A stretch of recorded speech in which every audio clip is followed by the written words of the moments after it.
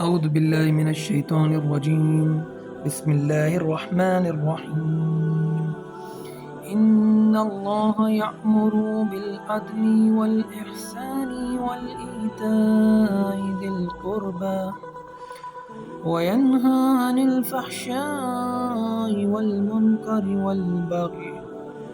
يعظكم لعلكم تذكرون. صدق اللہ العظیم. اللہ تعالیٰ عدل اور احسان اور صلہ رحمی کا حکم دیتا ہے اور بدی اور بے حیائی اور ظلم و زیادتی سے منع کرتا ہے. وہ تمہیں نصیحت کرتا ہے تاکہ تم سبق لو. الحمدللہ والصلاۃ والسلام علی رسول الکریم وعلی آلہ وصحبہ اجمعین. رب اشرح لی صدری ویسر لی امری واحلل عقدۃ من لسانی یفقہوا قولی. رب یسر ولا تعسر وتمم بالخیر آمین یا رب العالمین. عزیز دوستوں، مجھے یاد ہے کہ ہم جمعہ کے ہر خطبے میں سورہ نحل کی اس آیت کو ہم اس خطبے کے اندر سماعت کرتے ہیں، لیکن یہ آیت ہم سے کم ہی لوگوں کے گوش گزار گزرتی ہے. اللہ تعالیٰ کا وہ عظیم کلام جو انسانوں کی ہدایت کے لیے نازل ہے، اس پر ہماری توجہ بہت ہی کم ہوتی ہے، اور دنیاوی کلام کے اوپر ہمارے اپنے مستقبل کو سنوارنے میں ہم نے اپنی ساری زندگی کو اسی کے اوپر صرف کر دیا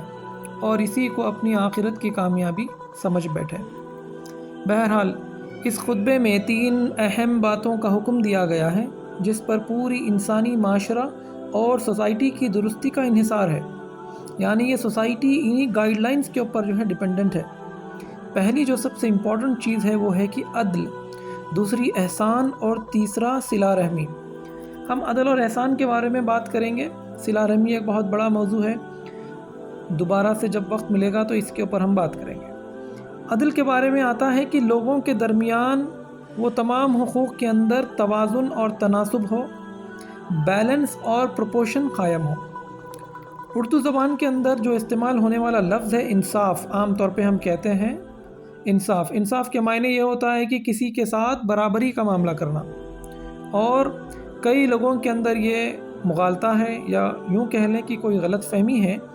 کہ انصاف کا مطلب وہ 50% سمجھتے ہیں. 50-50 نصف یا آدھا آدھا حصہ لوگوں میں تقسیم کیا جائے تاکہ ان میں انصاف ہو. لیکن حقوق عدل کے ساتھ ادا کیا جائے، اور عدل کے تقاضا یہ ہے، عدل تقاضا کرتا ہے کہ وہ توازن اور تناسب کو قائم کرے، نہ کہ برابری. مثال، آج کا ایک اہم مثال ایسا ہو سکتا ہے جو ہماری سوسائٹی کا ایک بہت بڑا اہم حصہ، وہ ہے ہمارے والدین.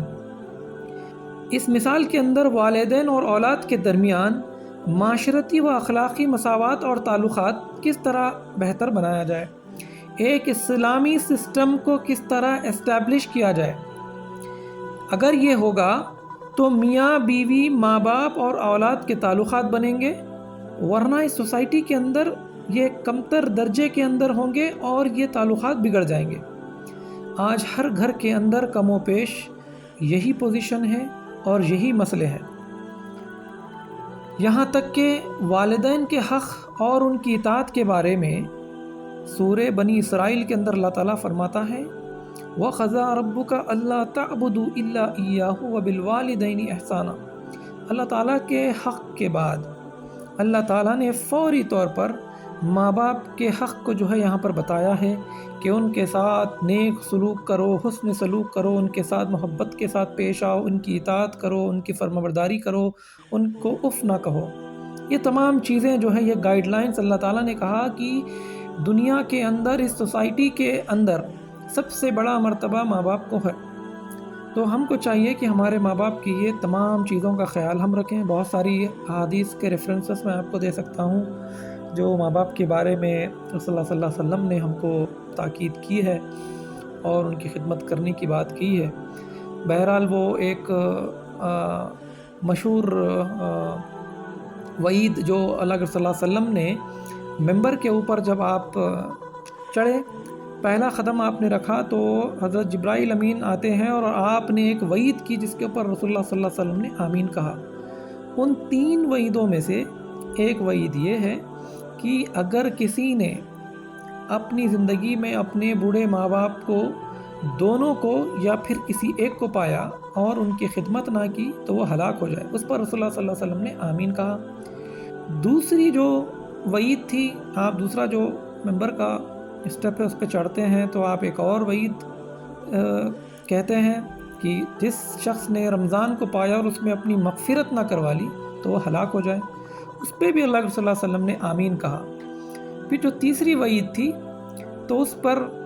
وہ یہ تھی کہ جب کبھی رسول اللہ صلی اللہ علیہ وسلم کا نام آئے اور آپ پر کوئی درود نہ بھیجے تو وہ ہلاک ہو جائے، جس پر نبی کریم صلی اللہ علیہ وسلم نے آمین کہا۔ بہرحال اس بات کو آپ کے سامنے رکھنے کا مقصد یہ تھا کہ ماں باپ کی اہمیت، ان کی عزت، ان کا مقام، ان کا سٹیٹس بہت اعلیٰ اور اونچا ہے۔ ہر شخص کو چاہیے کہ اپنے زندگی کے اندر والدین کی خدمت کرے اور جنت کو حاصل کرے۔ بہرحال یہ ایک طرفہ بات ہے، کیونکہ صرف زندگی ماں باپ ہی سے نہیں چلتی، ماں باپ کی اولاد بھی ہوتی ہے، ان کے بیٹے ہوتے ہیں، ان کی بیٹیاں بھی ہوتی ہیں۔ تو یہاں پر ماں باپ کو چاہیے کہ اولاد کے لیے وہ اپنے آپ کو ایک مثالی باپ اور ایک مثالی ماں کا رول ادا کرے، ایک بہترین کردار کو ادا کرے۔ ایسا نہ کہ اولاد کو ہر وقت آنے دیں، گالیاں دیں، کیونکہ میرا تعلق تو شہر حیدرآباد سے ہے اور میں وہاں کے حالات آپ کے سامنے رکھنا چاہتا ہوں کہ آج کل جس تیزی کے ساتھ شادیاں ہوتی ہیں، نکاح ہوتی ہیں، اسی تیزی کے ساتھ طلاق اور خلا کے واقعات سامنے آتے ہیں، جس کا اثر اس مسلم سماج میں دیکھیں کہ شوہر اور بیوی کے کمزور تعلقات۔ خطبہ نکاح کے اندر یہ آیت بڑی صراحت کے ساتھ آتی ہے کہ یا ایھا الذین آمنوا اتقوا اللہ وقولوا قولا سدیدا یصلح لکم اعمالکم ویغفر لکم ذنوبکم ومن یطع اللہ ورسولہ فقد فاز فوزا عظیما۔ اللہ تعالیٰ نے اس آیت کے ذریعے سے بات کی ہے کہ تم دونوں میاں بیوی جب آپس میں ایک رشتے کو قائم کرتے ہو تو ہمیشہ جب بھی کوئی بات کرو، سیدھی بات کرو، اچھی بات کرو، تقوی اختیار کرتے ہوئے اپنی زندگی کو گزارو۔ یہ ایک نیا رشتہ ہے، ظاہر ہے کہ ہم کو وقت چاہیے ایک دوسرے کو سمجھنے کے لیے۔ تو اس کے جو نگیٹو نتائج جو سوسائٹی کے اندر ہوتے ہیں وہ یہ ہوتے ہیں کہ اس تعلقات کی بگڑنے کی جو وجہ، جو ریزن ہوتا ہے، وہ ایک اہم وجہ ہوتی ہے کہ ماں باپ اپنی تعلیم اور تربیت کے نظام کو پشے پش جو ہے ڈالنا چاہتے ہیں، اور جو نالج کو امپارٹ کرنے کا جو میکانزم ہے انہوں نے اس کو سرے سے ختم کر دیا۔ اب گویا اس کا جو اثر ہوگا کہ مرد اور عورت جو ایک میاں بیوی کی شکل میں ہو سکتے ہیں اور ماں اور باپ کی شکل میں ہوتے ہیں، پھر وہ اپنے دلی فیصلوں کے بنیاد کے اوپر زندگی کی گاڑی کو سینچتے ہیں اور گزارتے ہیں۔ اور اس موقع پر جب میاں بیوی کے اندر ایک تنازع قائم ہو جاتا ہے، ایک تناؤ قائم ہو جاتا ہے، ایک مس انڈرسٹینڈنگ قائم ہو جاتی ہے، تو پھر ان کے اندر علیحدگی بھی ہوگی۔ تو اس علیحدگی کے موقع پر ظاہر ہے کہ بیٹی کا بہت زیادہ نقصان ہوتا ہے، برعکس جو ہے لڑکے کے جو بیٹا ہوتا ہے۔ جب اس کی گھر واپس آ جانے والی بیٹی کو ماں باپ کی طرف سے دیے جانے والے طعنے اور گالیاں سے اس کا ویلکم کیا جاتا ہے اور دن اور رات اسے کوستے ہیں، اسے ابیوز کرتے ہیں کہ کسی وجہ سے اس نے اپنی نادانی یا اپنی کم عقلی یا اپنے مقدر کے اس آزمائش کے جو ہے نا دور سے دوچار بھی ہوتی ہے اور ذہنی مریض کا شکار بھی ہوتی ہے، جس کی وجہ سے ایک پورا گھر تباہ اور برباد ہو جاتا ہے۔ امیجن کرے کہ کسی لڑکی کے 2-3 بچے ہو اور وہ اپنے شوہر کے ساتھ اس کے کچھ ازواجی مسائل ہو جائیں، وہ الگ ہو جائیں، علیحدگی کو جو ہے پسند کر لیں، اور اس کے بعد ان بچوں کے اوپر جو اثر ہوتا ہے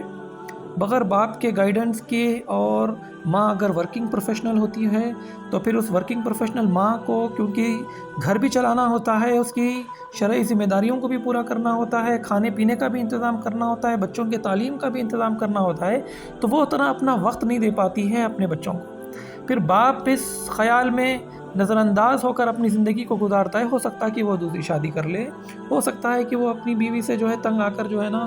اپنے ہی جو ہے جہالت کے حالات میں جو ہے اپنے آپ کو جو ہے نا وہ محصور کر لیں۔ لیکن بہرحال جس سچویشن کا بھی یہاں پر ہم بات کریں گے، اس میں اس گھر کے رہنے والے تمام لوگ اس سے متاثر ہوں گے اور وہ گھر تباہ ہو جائے گا۔ تو اگر آپ چاہتے ہیں کہ اس سماج کو ایک آئیڈیل سماج بنائیں تو آپ کو چاہیے کہ ہر گھر کے اندر جو ماں باپ ہو ان کو چاہیے کہ اپنے اولاد کے لیے وقت نکالے، چاہے وہ بوڑھے ماں باپ ہو یا نوجوان ماں باپ ہو، ان کو چاہیے کہ اپنے بچوں کے ساتھ بیٹھیں، ایک کارنر میٹنگ کریں، ان کے ساتھ باہم تعلقات کو بہتر بنائیں اور اپنے ایک اعلیٰ تجربے سے ان کی زندگی کو جو ہے ایک مقام پر لے کر جائیں جہاں پہ وہ اپنے آنے والی جنریشن اور نسلوں کی تربیت کر سکیں۔ بات دراصل یہ ہے، اور یہ بات نہیں ہے جس طرح میں نے سورہ بنی اسرائیل کا حوالہ دیا کہ ماں باپ کا مقام، ان کی عزت اور ان کی اطاعت، محبت اور فرمانبرداری کا ایک اپنا مقام ہے، اس کے ساتھ اللہ تعالیٰ قیامت کے روز انہی ماں باپ سے سوال کرے گا کہ تم نے اپنے مال اور اولاد کو کہاں پر صرف کیا۔ اور ایک جاہلانہ رسوم اور رواج برسوں سے چلا آ رہا ہے کہ بیٹے کی جب بات آتی ہے تو ماں باپ جو ہے اس کو نظر انداز کرتے ہیں، لیکن جب بیٹی کی بات آتی ہے تو اسے اس طرح جھڑکتے ہیں جیسے کہ بیٹی کا گھر میں پیدا ہونا لوگوں پر گرا گزرتا ہے، جس طرح دور جہالت میں جو ہے یہ کام ہوا کرتا تھا۔ حالانکہ وہی بیٹی خدا کی بھیجی ہوئی رحمت ہوتی ہے، اور وہی بیٹی بڑی ہو کر ماں بنتی ہے، بیٹی بنتی ہے، بہن بنتی ہے، بیوی بنتی ہے۔ انہی رشتوں کی حیثیتوں سے وہ گھروں کے اندر نور کو قائم کرتی ہے، جس سے آپ کا اور ہمارا گھر ٹمٹماتا ہے اور اس گھر کے اندر نور نظر آتا ہے۔ اللہ تعالیٰ فرماتا ہے کہ بیٹوں اور بیٹیوں کے اندر عدل اور انصاف کے ساتھ معاملات کیا کرو۔ بیٹے کچھ اور بہت زیادہ ہائی سٹیٹس والے نہیں ہوتے، نہ بیٹیاں اتنی ہائی سٹیٹس والی ہوتی، دونوں کے ساتھ عدل کرو، انصاف نہ کرو۔ انصاف کے اندر ہو سکتا ہے کہ آپ کو محسوس ہو کہ بیٹوں کے کچھ اور ریکوائرمنٹس ہیں، بیٹی کے کچھ اور ریکوائرمنٹس ہیں، دونوں کو آپ بانٹ کر کسی کو جو ہے انصاف نہیں کر سکتے، بلکہ ان کے اندر عدل کے ساتھ جو ہے نا ان کے معاملات طے کیا کرو، اور ان کے حقوق کے اندر ان مساوات کو نہیں بلکہ توازن اور تناسب کو قائم کرو، اس بیلنس کو اور پروپورشن کو جو ہے قائم کرو۔ کیونکہ ہر شخص کو چاہیے کہ ماں باپ، اولاد،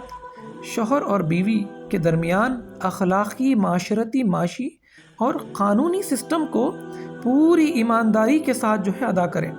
نہیں کریں گے تو اللہ تعالیٰ کے حضور جب قیامت کے دن پیش کیے جائیں گے اور کٹگھرے میں کھڑا کیا جائے گا تو آپ ایسا نہ ہو کہ زندگی بھر کی نمازیں، روزے، حج اور عمرے کر کر بھی ایک مجرم کی طرح اس کٹہرے میں کھڑے ہو کر اپنے جرائم کا جو ہے آپ جو ہے وہاں پر اعتراف کریں۔ تو اللہ تعالیٰ سے دعا ہے کہ وہ ان تمام اولاد کو اپنے ماں باپ کا فرما بردار بنائیں، اور ان تمام ماں باپ کو اپنے بچوں کے ساتھ عدل و انصاف کے ساتھ ان کے تمام حقوق کو ادا کرتے ہوئے اپنی زبان سے، اپنی جو ہے ایکشنز کے ذریعے سے ان کے ساتھ جو ہے بہتر سے بہتر طریقے سے جو ہے پیش آئیں، تاکہ یہ یاد رکھ لیں کہ یہی لوگ قیامت تک کے آنے والی نسلوں کو جو ہے چلانے والے ہیں، جنریشنز کو چلانے والے ہیں، اور اللہ تعالیٰ کے پاس اس بات کی بارسپرس ہوگی۔ وما علینا الا البلاغ المبین، وصلی اللہ علی خیر خلقہ واصحابہ اجمعین برحمتک یا ارحم الراحمین۔